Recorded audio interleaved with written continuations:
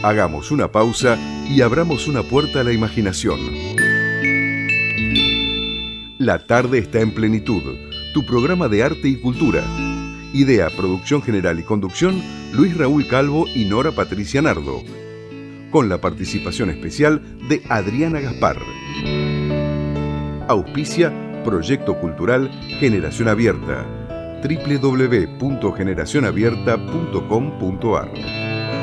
Porque compartir los sueños es algo digno para celebrar.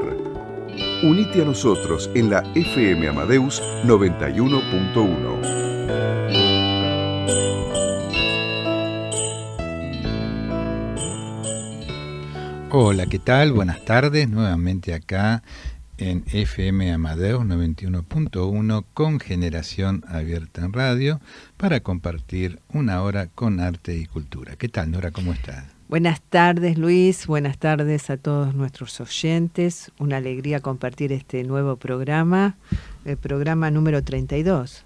Programa número 32, parece mentira ya, ¿eh? Sí. Programa que nació en medio de la pandemia, ¿no? Así es, y con muchas ganas y tratamos de profesionalidad, acompañada también muy bien con nuestro operador técnico. Ricardo Piñero. Así es, tratamos de... Todo su apoyo y colaboración permanente, ya cuando lo hacíamos de nuestras casas, ¿no? El programa. Y bueno, recordar que esta es nuestra primer casa, así que volver acá fue una alegría enorme. Hoy se celebra el Día del Psicólogo, 13 de octubre. ¿Sabes por qué?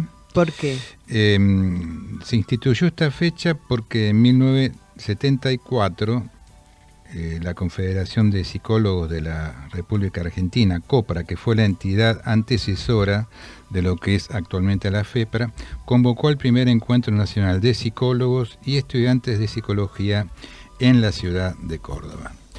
Así que, bueno, en lo personal agradezco mucho los mensajes que he recibido de amigos y amigas, y de yo colegas quiero también. Felicitarte a vos y todos a los amigos y amigas, colegas que hemos compartido un hermoso camino, un recorrido, ¿no? Tantos años, ¿no? Y aparte nosotros tenemos una cosa de orgullo muy genuino, ¿no? Porque fuimos 8 quijotescos psicólogos y psicopedagogos que, acompañados por la Unión de Trabajadores de la Educación, el 5 de agosto del año 2000 logramos algo muy importante en el terreno educativo para los psicólogos y psicopedagogos. Por un lado, la inclusión del psicólogo a través de la ley, ¿no? El psicólogo no estaba. Entonces, a través de la ley no estaba en el estatuto del docente.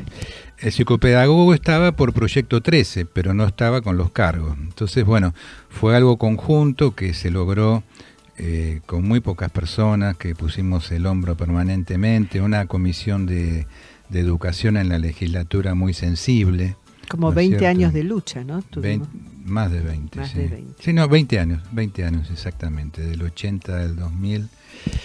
Decía una comisión de educación en la legislatura con gente muy sensible y muy atenta, digamos, por un lado al reconocimiento profesional nuestro y por otro lado también lo que tiene que ver con estar atenta a las necesidades de la sociedad, ¿no?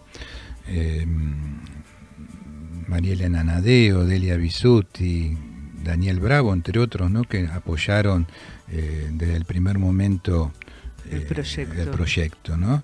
Así que decimos un orgullo genuino porque sabemos que hoy en día un estudiante de psicología o alguien que quiere de pronto a lo mejor seguir psicología y entra a la guía del estudiante y ve el campo laboral posible, sabe que aparte de la parte clínica, forense, bueno, diversas especialidades y lugares donde pueden incorporarse en el terreno educativo, también ya pueden trabajar, ¿no es cierto?, con un cargo de psicólogo o de psicopedagogo, con las funciones reglamentadas, con una carga horaria, ¿no? Es un logro que, bueno, uno lo ve a la distancia y sabe todo el sacrificio y todo, como todo el movimiento que hicimos tantas veces recorriendo la legislatura y el Ministerio de Educación, ¿no? Fue una lucha permanente. Y entonces uno lo valora extremadamente este acontecimiento. Ojalá que las nuevas generaciones sigan pensando cómo enriquecer el campo educativo a través de la psicología y la psicopedagogía, ¿no es cierto? Porque como ya este camino está hecho, ellos tendrán las nuevas generaciones a hacer nuevos caminos, ¿no? Sí, no, claro, pero por lo pronto ya tienen algo muy allanado, ¿no? Claro que ya sí. ellos entran con el cargo profesional. Sí, Nosotros cuando empezamos teníamos el título, pero no teníamos el cargo profesional. No. Trabajábamos con cargos de maestro de taller, de preceptor, ayudante de laboratorio. Fue, digamos, muy importante transparentar las plantas funcionales de las escuelas. Exactamente, y también transparentándolas se le dio el lugar que merecía el psicólogo dentro de la escuela, ¿no? Porque si no, bueno, dependía también del directivo si te daba o no el cargo y bueno, y las funciones a veces también no estaban bien delimitadas. Por eso el trabajo que después del 5 de agosto del 2000 realizamos fue trabajar acerca de las funciones y que aceptaran la función del psicólogo, psicopedagogo y del departamento de orientación, ¿no? Junto con el asesor pedagógico. Así es. Y hablando de lucha y hablando de movimientos, seguimos con la Italia. Y también tengo acá, y que tengo que agradecer, es a Julio Bepré, que me ha regalado un hermoso ejemplar de la revista bimestral Sur. La mítica revista Sur. Sí, y esta está dedicada a las letras italianas, es de noviembre y diciembre de 1953. Que más que revista es un libro, ¿no? Sí, es para leer realmente. El material, el contenido. Hablar de Sur es hablar de una parte muy importante de la historia de la literatura. Así es. Bueno, de a poco lo vamos a ir trayendo los programas. Antonio Gramsci, que nació en Ales, Oristano, en la isla de Cerdeña, el 22 de enero de 1891. Fue el cuarto de 7 hermanos. Su padre, Francesco, era funcionario público. Las recurrentes dificultades económicas los obligaban a mudarse muy seguido por la isla hasta que lograron establecerse en Guilars. Finaliza la escuela primaria con las mejores notas, pero no puede acceder al secundario, así que contribuye a la economía familiar trabajando por el equivalente de 1 kilo de pan diario. En esos años se involucra en círculos socialistas. Gracias a una beca en letras, en 1911 comenzaría a cursar en la Universidad de Turín. Debió abandonarla por problemas financieros y de salud, aunque una vez iniciada la Primera Guerra Mundial se dedicaría por completo a la militancia política. Decir que es una figura insolayable del pensamiento político contemporáneo, confluyen en él el filósofo, el periodista, el historiador y el político, el crítico literario y cultural. Elegido diputado en abril de 1924 y secretario del Partido Comunista de Italia, poco después, el genial Sardo fue condenado por un tribunal especial fascista a 20 años de reclusión en junio de 1928, tras años de malos tratos y confinamiento que acabarían por minar su frágil salud. Falleció, como dijimos, en Roma en 1937. O sea que falleció en la cárcel. Es justamente en su última década de vida, años de prisión y aislamiento, salvo por las visitas de su cuñada Tatiana Schultz, salvo por Piero Sgraffa, distante la familia y cada vez más alejado de su partido, cuando Gramsci reconstruye, auxiliado por sus lecturas, todo un mundo cultural, intelectual, propio, que alumbrará los portentosos cuadernos de la cárcel. Sabés que los cuadernos de la cárcel constituyen más de 3.000 páginas de historia y análisis político, filosóficos, redactados de 1929 a 1935. Es considerado el texto más importante que se haya escrito sobre la función educativa y política de los intelectuales. O sea que, estando en la cárcel, no se deprimió y siguió Sí, digamos como a veces ocurre, en las peores condiciones en las cuales uno puede estar, paradójicamente aparece ese deseo, esa necesidad, ¿no?, de poder expresarse o en la parte artística o en la parte de pensamiento, como en este caso, ¿no? Claro, la policía arrestó a Gramsci y lo encarceló. El fiscal que lo acusó pronunció la siguiente frase: durante 20 años debemos impedir funcionar a este cerebro. Todo lo contrario. Esta es la frase. Bueno, algunas definiciones de cultura: reivindica a la cultura como la potencia fundamental de pensar y de saberse dirigir en la vida. Yo tengo de la cultura un concepto socrático. Creo que es pensar bien. Cualquier cosa que se piense y por lo tanto un optar bien, cualquier cosa que se haga. Y como sé que la cultura es ella, también concepto, porque integra y concreta el concepto vago de libertad, de pensamiento, del mismo modo quisiera que fuese vivificado desde lo alto, desde el concepto de organización. Doy a la cultura este significado: ejercicio de pensamiento, adquisición de ideas generales, hábitos que deben conectar causas y efectos. Para mí todos son ya cultos, porque todos piensan, todos conectan causas y efectos, pero lo son empíricamente, primordialmente, no orgánicamente. Por lo tanto, se tambalean, se abandonan, se ablandan o se vuelven violentos, intolerantes, según los casos y las contingencias. También hay cartas que vamos a leer y habla del sistema escolar es igual al que las demás organizaciones culturales que actúan en la sociedad civil, uno de los factores de hegemonía de una clase social. Considera al maestro como intelectual, es decir, como un dirigente, un especialista político que trabaja en el campo de la educación difundiendo la ideología del bloque histórico dominante o tratando de elaborar la hegemonía del nuevo bloque emergente. Interesantes reflexiones, realmente. Esa diferenciación, ¿no? Como que uno reproduce o el sistema político reinante o trata de incluir, ¿no?, un nuevo sistema o bloque emergente. Sí, aparte esa siempre idea de pensar, ¿no?, si uno intenta que el alumno reproduzca lo que uno le transmite o uno en realidad debe tratar de ayudarlo a que el alumno pueda empezar a generar su propia idea acerca de, ¿no? Claro, su propio pensamiento autónomo. Bueno, también habló sobre filosofía, hegemonía, pero vamos a Carl Roger hablaba mucho de eso, decía que el docente debía ser un facilitador. Claro, ¿no? Y no un reproductor. Claro. Queridísima Julka, es una carta, te voy a leer una carta del penal de Turí, 5 de septiembre de 1932. La escribe Antonio Gramsci. Bien. Contesto tu carta del 14 de agosto. Lo que escribes de Leonardo da Vinci no me parece ni justo ni exacto.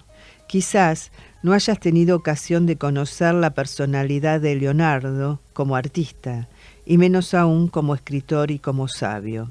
Pero es inexacto el juicio que me atribuyes, según el cual sentir amor por un escritor o un artista no es lo mismo que estimarlo. No puedo haber escrito jamás semejante trivialidad. Me lo habría impedido, aunque más no fuera, el recuerdo de cierto número de obras de teatro inspiradas por el filiteísmo universal, donde los temas del amor sin estima y de la estima sin amor han hallado toda una serie de aplicaciones a la vida conyugal. ¿Acaso he distinguido el goce estético de la belleza artística y nuestro juicio positivo sobre ella, es decir, el estado de ánimo, de entusiasmo de la obra de arte en cuanto tal, del entusiasmo moral, es decir, de la participación en el mundo ideológico del artista? Distinción que me parece críticamente justa y necesaria. Puedo admirar estéticamente Guerra y Paz de Tolstoy, y no compartir la esencia ideológica del libro. Si los dos hechos coincidieran, Tolstói sería un vademecum, mon livre de chevet. Esto se puede decir de Shakespeare, de Goethe y también del Dante. No sería exacto en el caso de Leopardi, no obstante su pesimismo. En Leopardi se encuentra en forma extremadamente dramática la crisis de transición hasta el hombre moderno, el abandono crítico de las viejas concepciones trascendentales sin que se haya encontrado todavía un ubi consistam moral e intelectualmente nuevo, que dé tanta certeza como lo abandonado. Queridísima Julka, un cariñoso abrazo de Antonio. Qué carta, ¿no? Intelectual, qué carta reflexiva. Sí, reflexiva. Aparte me pareció muy bueno porque esto que tiene que ver con cómo puede interpretar el otro lo que uno dice, ¿no? Y él acá lo que está señalando es como que hay una interpretación de esta persona que no condice con lo que en realidad sí, él quería expresar, ¿no? Exactamente. Esto de la subjetividad de cada uno, ¿no? Sí.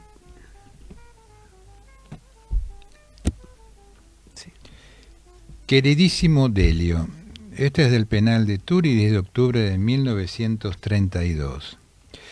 He sabido que estuviste en la playa y que has visto cosas hermosísimas. Querría que me mandaras una carta describiéndome esas bellezas. ¿Conociste algún nuevo ser vivo? A orillas del mar hay un enjambre de seres, cangrejillos, medusas, estrellas marinas, etc. Hace mucho tiempo te prometí algunas historias sobre animales que conocí cuando niño, pero después no pude cumplir mi promesa. Intentaré ahora contarte alguna. Por ejemplo, la historia de la zorra y el potrillito. Parece que la zorra supo que iba a nacer un potrillito y se puso al acecho. Y la yegua madre supo que la zorra estaba al acecho. Por eso apenas nació el potrillito, la madre echó a correr en círculos alrededor del pequeño, que no podía moverse y huir si algún animal salvaje lo atacaba. Sin embargo, de vez en cuando, por las calles de Cerdeña, se ven caballos sin cola y sin orejas. ¿Por qué? Pues porque apenas nacen, la zorra, en una forma u otra, consigue acercárseles y les come la cola o las orejas, todavía muy tiernas. Cuando yo era niño, uno de estos caballos servía a un viejo vendedor de aceite, de candelas y de petróleo, que iba de villa en villa vendiendo su mercancía. Entonces no había cooperativas ni otras formas de repartir la mercadería. Los domingos, para que los granujas no le tomaran el pelo, el vendedor ponía a su caballo una cola y unas orejas postizas. Ahora te contaré cómo vi a la zorra por primera vez. Con mis hermanitos fui cierto día al campo de una tía donde había 2 enormes ancianas y algunos árboles frutales. Debíamos recoger las bellotas para alimentar a un cerdo. El campo no quedaba muy lejos de la aldea, sin embargo, todo estaba desierto y había que bajar hasta un valle. Apenas entramos en el campo, ¡zas! Vemos una zorra muy gorda, sentada bajo un árbol, con la hermosa cola enarbolada como una bandera. Ni se asustó siquiera. Nos mostró los dientes, pero daba la impresión de reír, no de amenazar. A nosotros, chiquillos todos, nos dio rabia que la zorra no nos tuviera miedo. Pero no tenía miedo, le arrojamos piedras y ella se hacía a un lado levemente, para seguir luego mirándonos socarrona. Nos echamos unas ramas al hombro e hicimos todos juntos ¡bum!, como si fuera una descarga de artillería. Pero la zorra siguió mostrándonos los dientes sin molestarse demasiado. De pronto se oyó una descarga en serio, disparada por alguien de las cercanías. Solo entonces la zorra dio un brinco y huyó a la carrera. Aún me parece verla, toda amarilla, saltar la cerca como un relámpago, la cola siempre en alto, y desaparecer en un soto. Querido Delio, Háblame de tus viajes y de las cosas nuevas que has visto. Besos para ti, Juliano y mamá Julka. Antonio. Qué me encantó, me relato, encantó, ¿no? Es un ese relato, aparte tan descriptivo y tan real de su vida y cómo se lo cuenta, y ¿no? cómo expresa, digamos, Sí. lo que sentían estos chicos, ¿no? Sí. Frente a esta situación que él plantea. No, el desafío, todo. Me encantó, sí. Repetimos entonces que lo que acabamos de leer forma parte de la revista Sur, porque Sí. también es interesante destacar aquellas grandes publicaciones como Sur, que durante décadas, ¿no?, fue dirigida por alumbró, Victoria Ocampo. Victoria Ocampo alumbró el campo cultural de nuestro país. Sí.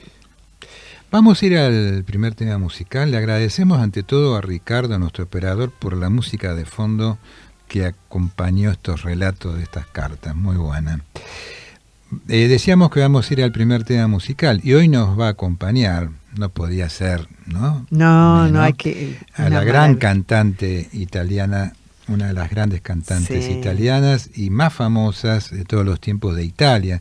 A nivel popular, un título que fue otorgado por la prensa y por sus compatriotas de hace varias décadas.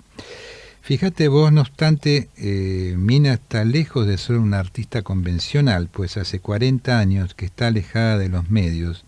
En una retirada localidad en Suiza, no realiza apariciones públicas, entrevistas ni conciertos desde entonces. Ella nació en Lombardía, Italia, en marzo de 1940. En sus primeros años mostró gran interés por la música y el canto. Inspirada por su abuela Amelia, una antigua cantante de ópera, pasión que impulsó su carrera musical, que se consolidó cuando alcanzó la mayoría de edad.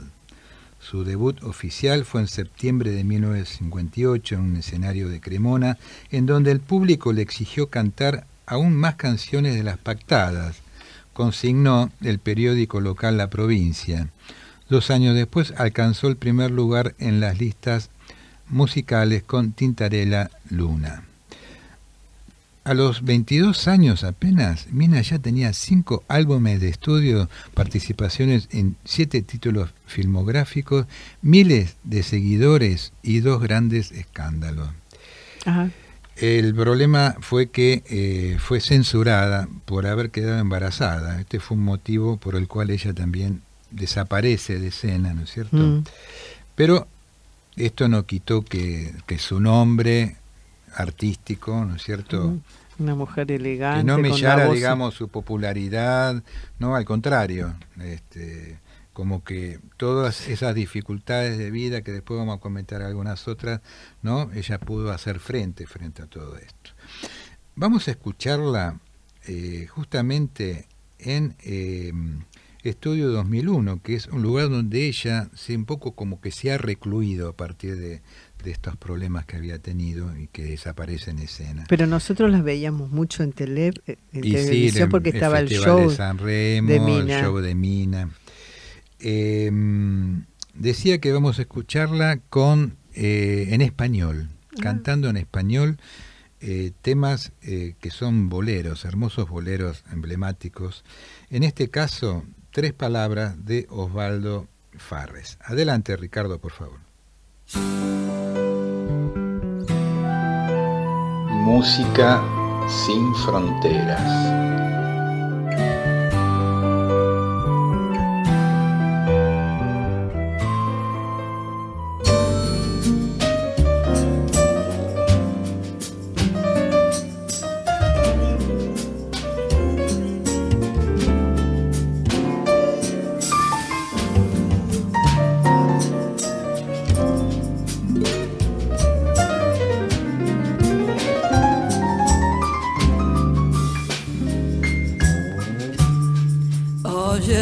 Confesión de mi secreto nace de un corazón que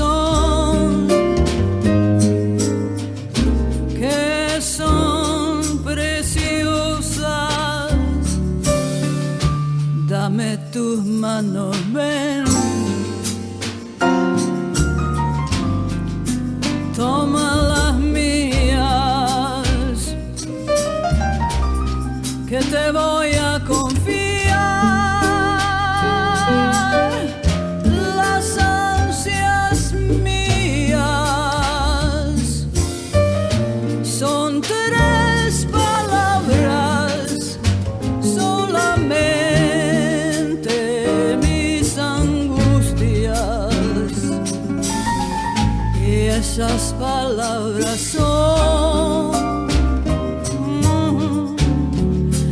como me gustas. Yeah. Oh.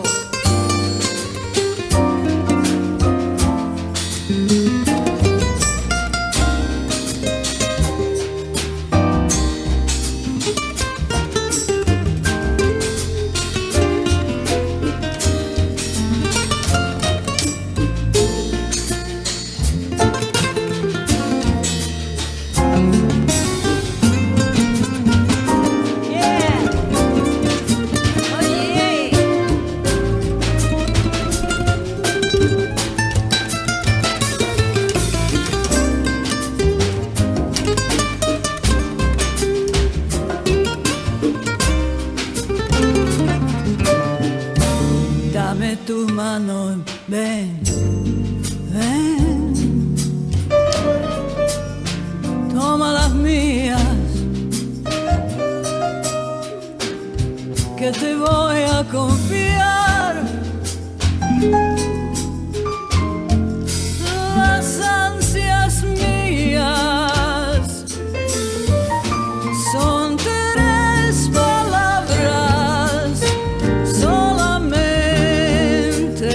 mis angustias, y esas palabras son como me gustas.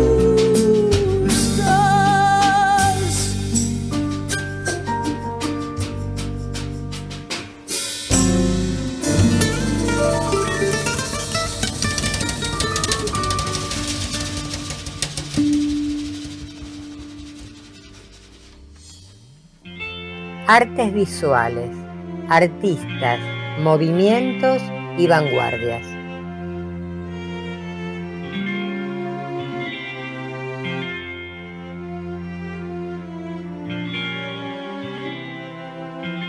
Buenas tardes a todos los oyentes de La Tarde Está en Plenitud.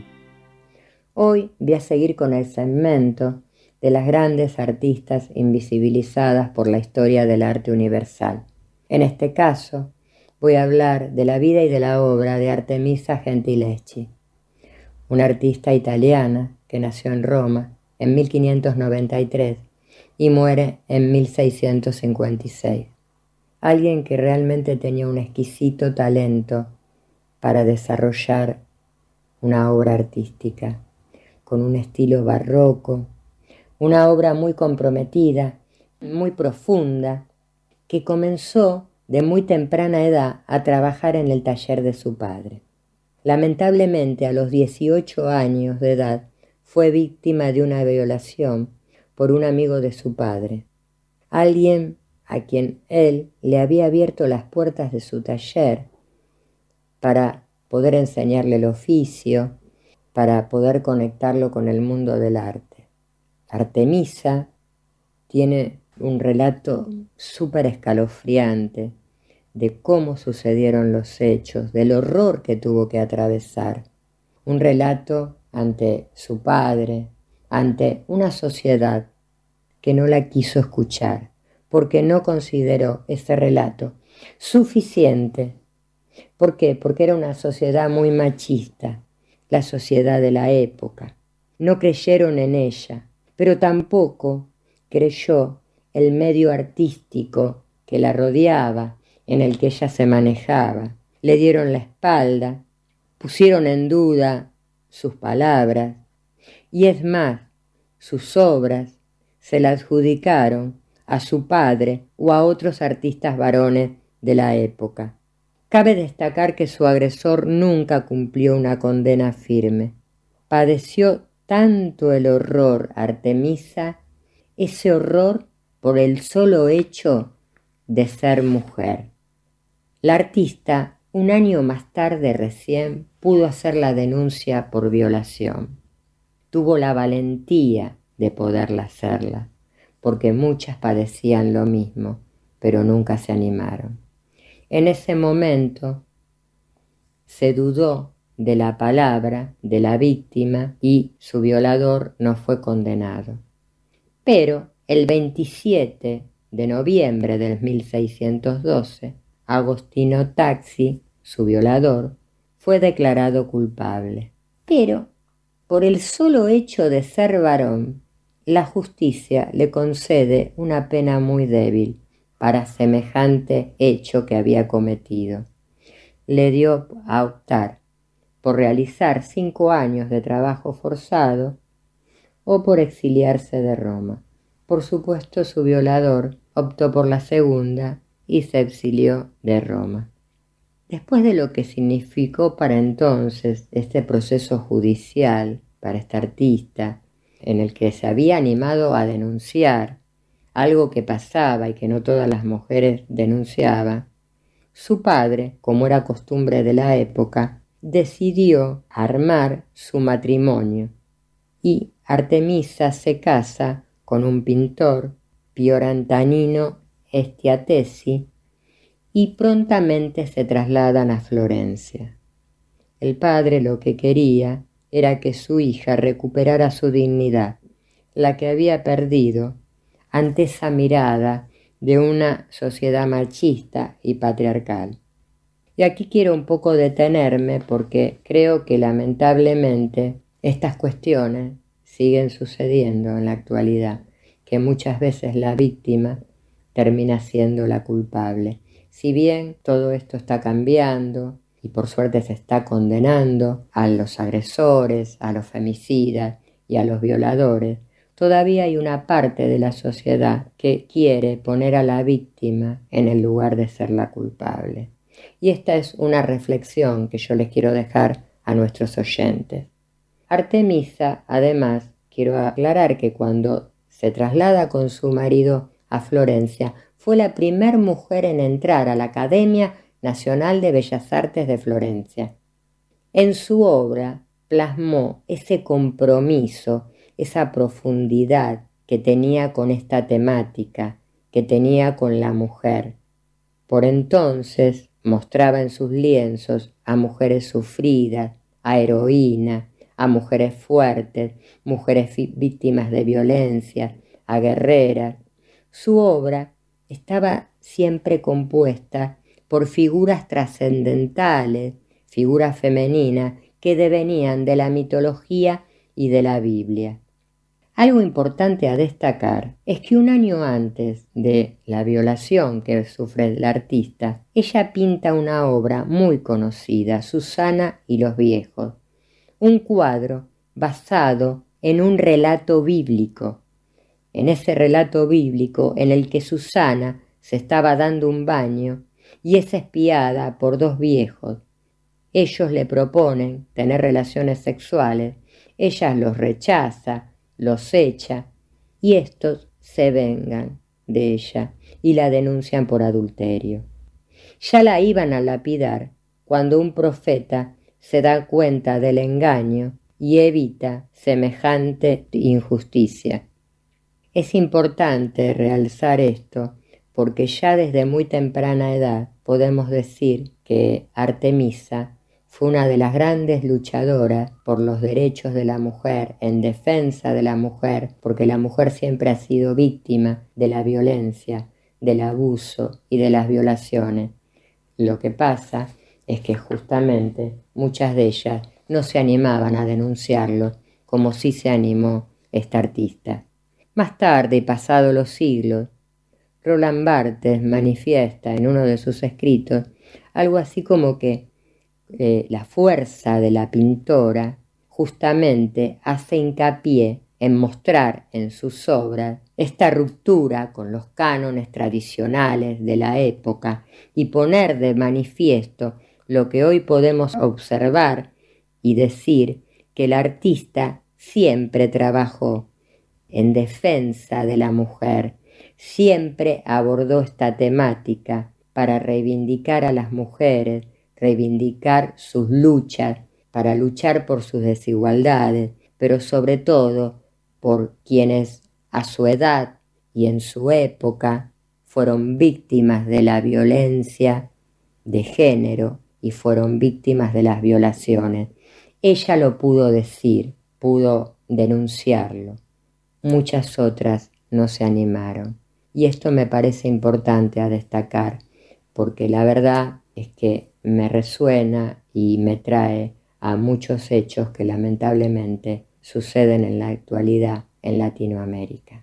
Por eso, además de que nuestros oyentes conozcan la historia de tan importante artista, también los quiero dejar con esta reflexión, ¿no? De algo que ya sucedía durante el 1600. Con esto me despido, hasta la próxima semana. Muy interesante lo que trae Adriana, ¿no?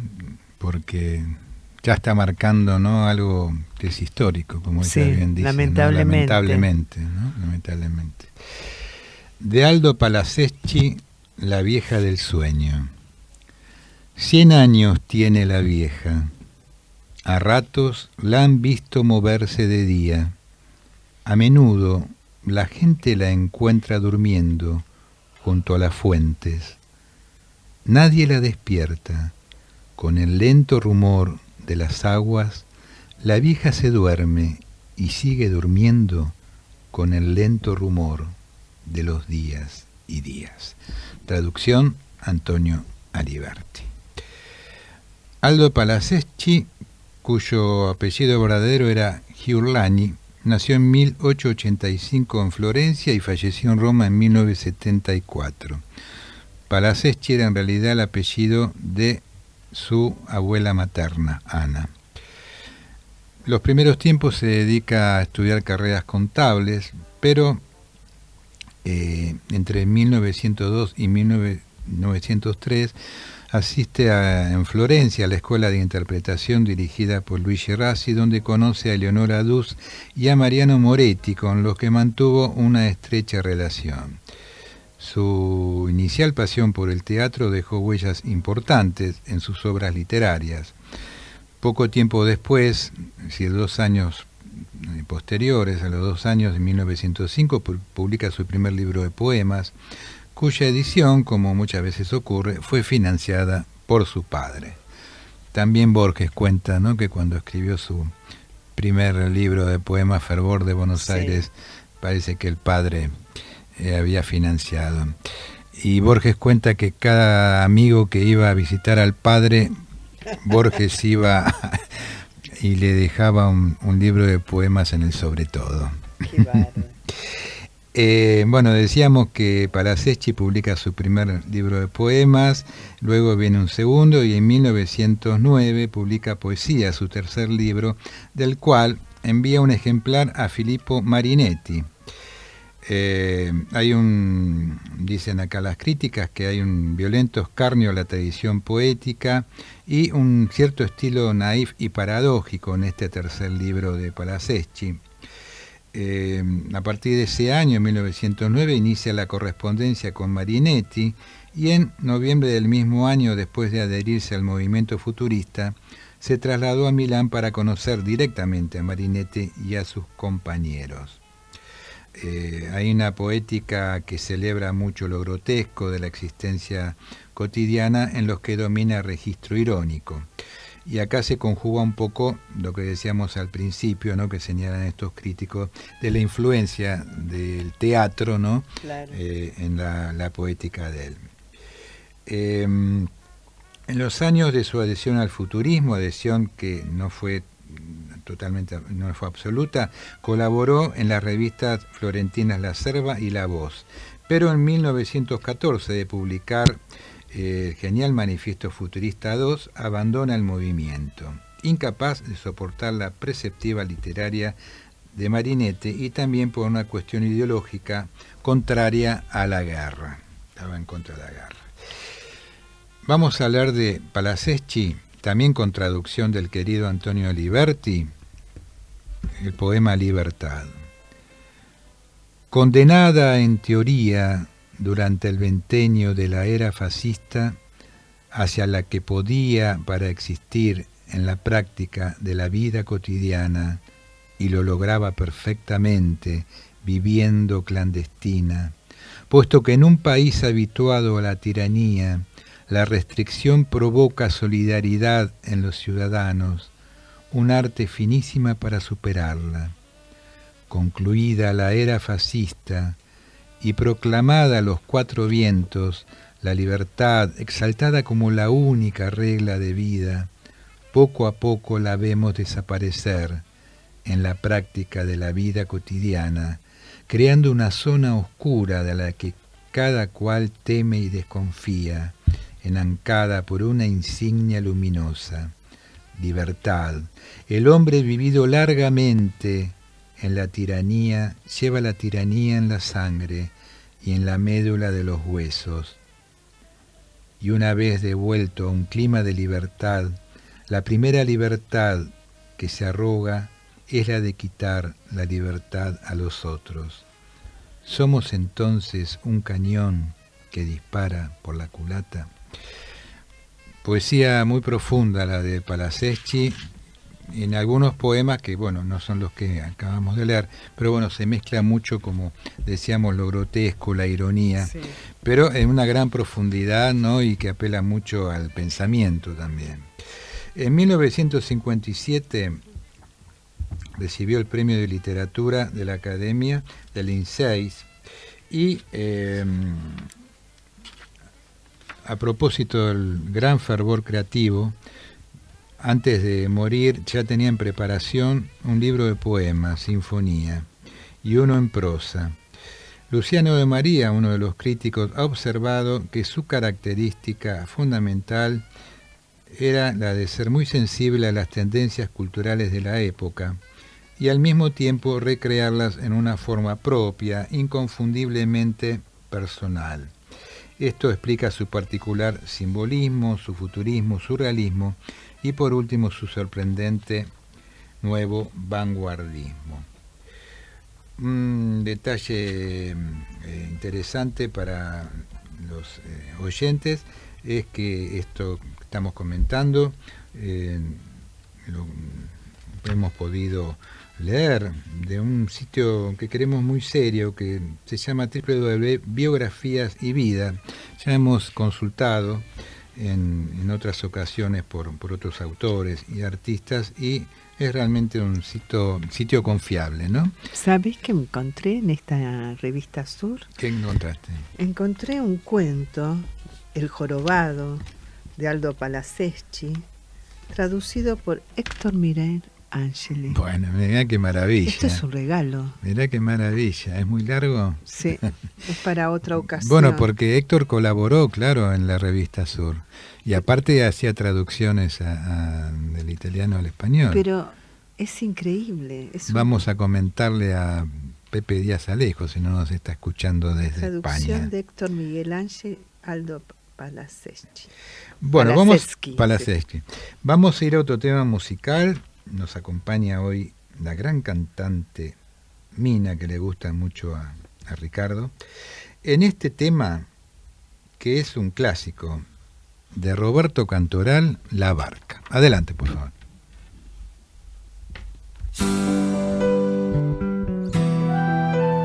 Música sin fronteras.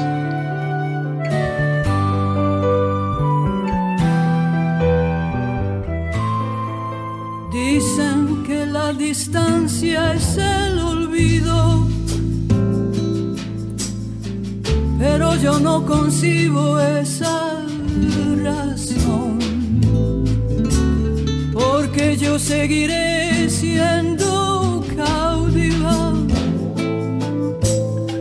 de los caprichos de tu corazón.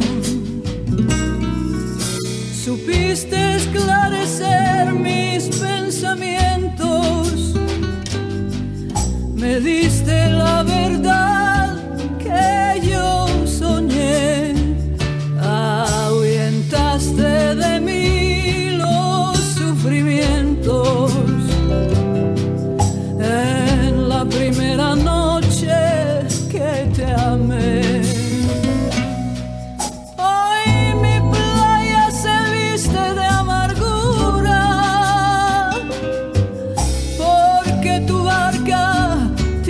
que partir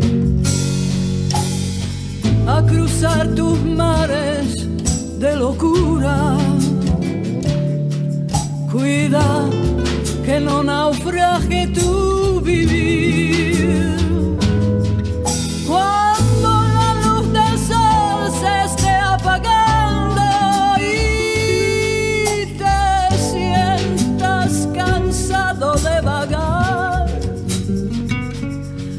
Piensa que yo por ti estaré esperando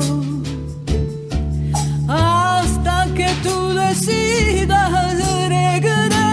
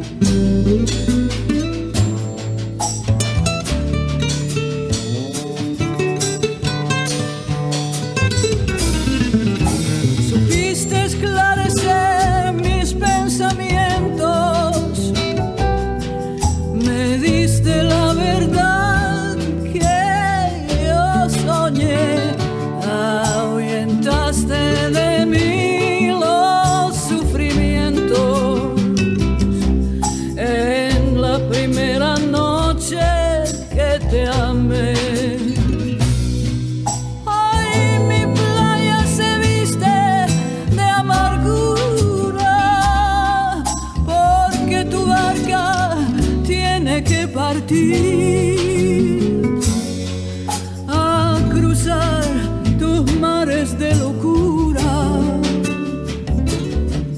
cuida que no naufrague tu vivir.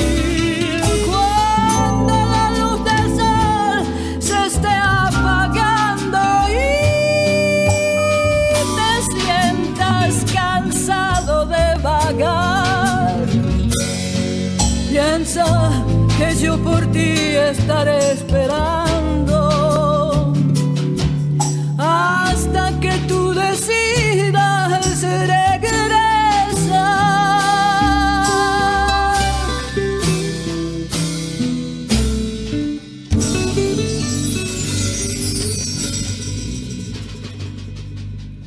Maravillosa versión de Mina de este emblemático tema de Cantoral, La Barca.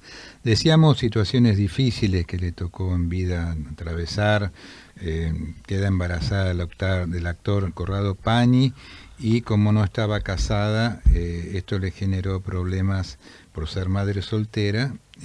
La cadena italiana la sacan de la pantalla, radios por 2 años, imponiendo una fuerte censura.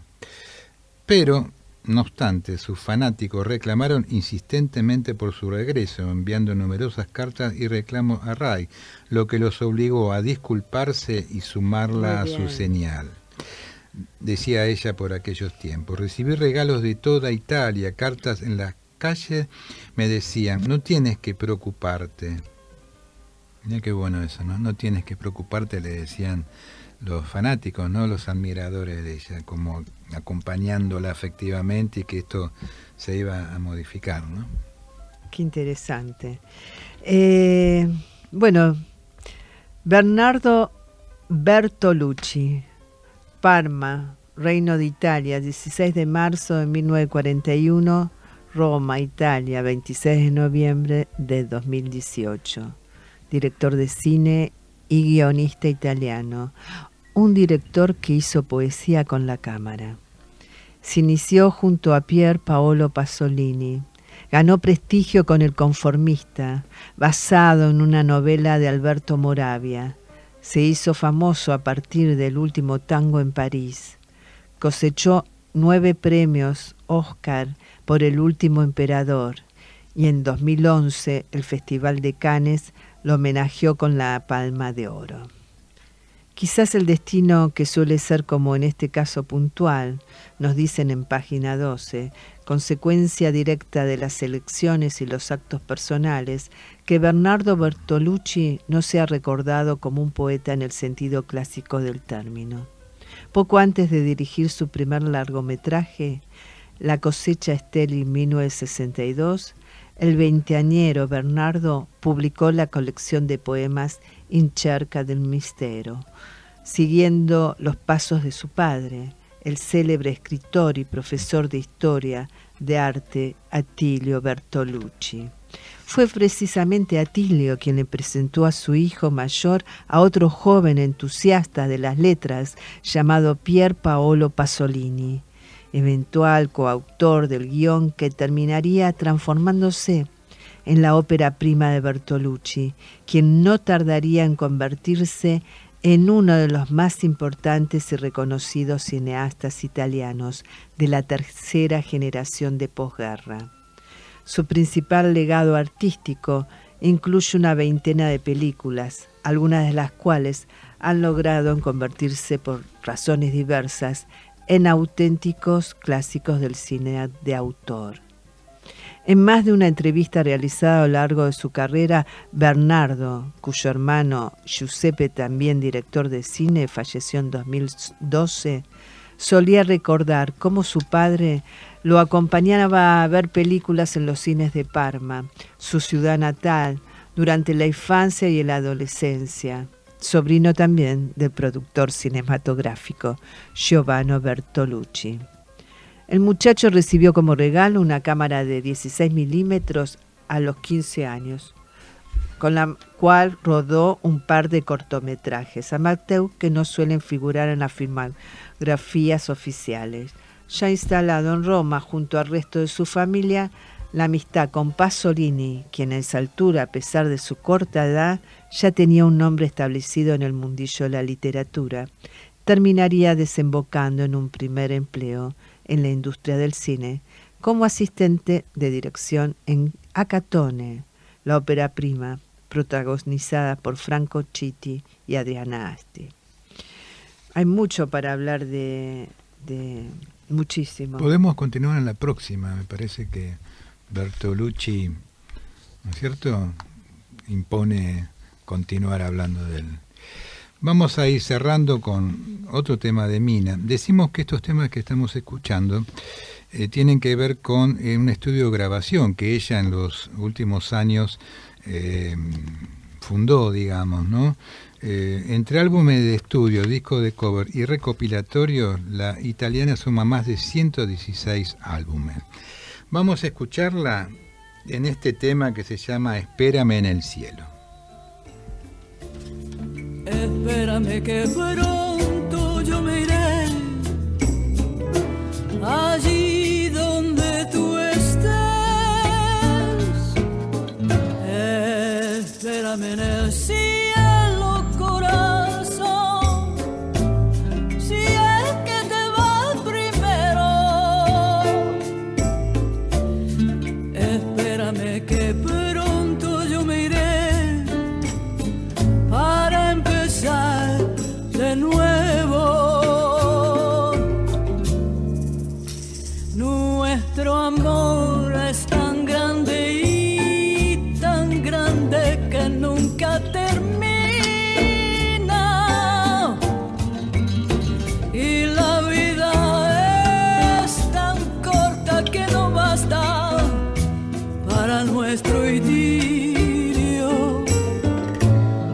Por eso yo te pido, por favor, me esperes en el cielo,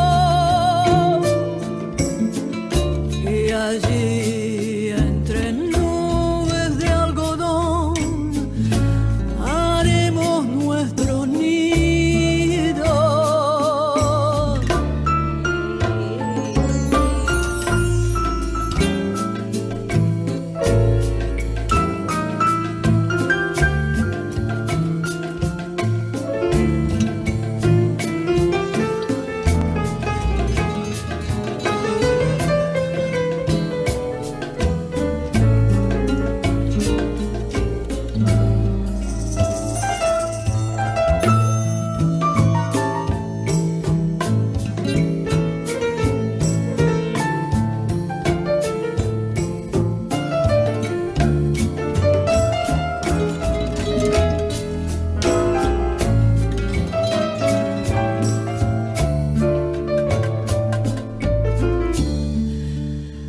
Nuestro amor es tan grande y tan grande que nunca termina. Con esta estupenda voz, Mina, esta interpretación tan soberbia, ¿no? Nos vamos yendo, le agradecemos a Ricardo en la operación técnica por todo su apoyo y colaboración, y nos vamos hasta el próximo miércoles, Nora. Recordando que compartir los sueños es algo digno para celebrar. Muchas gracias. Y allí